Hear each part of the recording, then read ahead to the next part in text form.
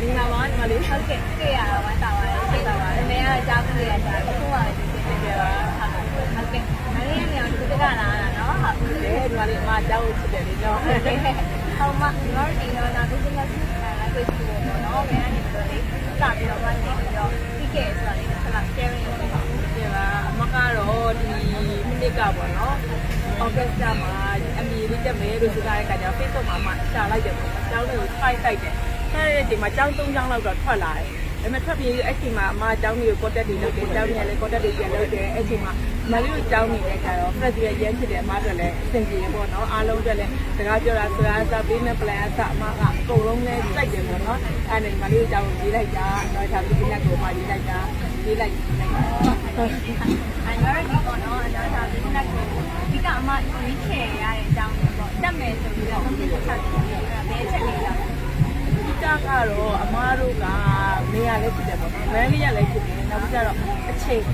နောက်ကြအမားတို့မှလည်းလုပ်ငန်းတွေရှိတယ်။အချိန်ပေးပြီးနဲ့ပြန်ပြီးရသဘောကျတယ်။နောက်ကြတော့အမားတို့ဒီပြောရဲဆိုတော့ပြောဆိုပေါ့နော်။ကိုယ့်ရဲ့လုပ်ငန်းတွေနဲ့ပတ်သက်တဲ့အဲ့ဒီအချက်လေးတွေမှရွေးရပေါ့နော်။အဲ့ဒီမှာအ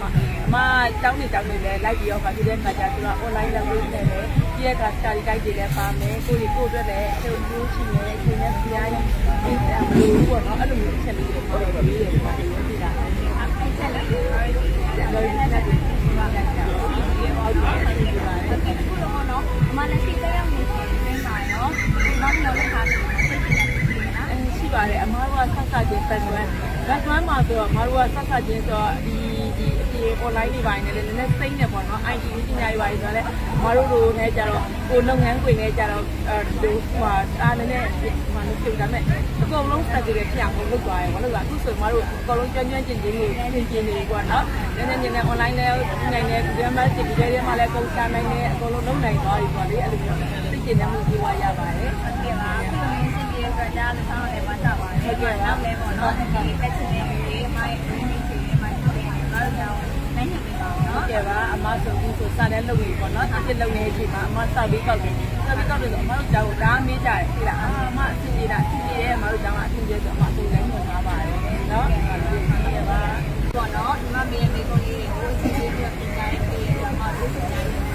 ကဲပါအမလည်းကျေးဇူးတင်ပါတယ်တော့ဒါဒီနေ့ဖြစ်တယ်ကျေးဇူးတင်ပါတယ်တို့အမတို့လည်းအားလုံးဖြစ်ပြရဲ့ပေါ့နော်ဟုတ်ကဲ့နောက်ကျမဲ့ကျောင်းသားတွေရှိလို့ရှင်လည်းဒါတက်ကြပါလို့အမဖိတ်ခေါ်ပေးပါတယ်နော်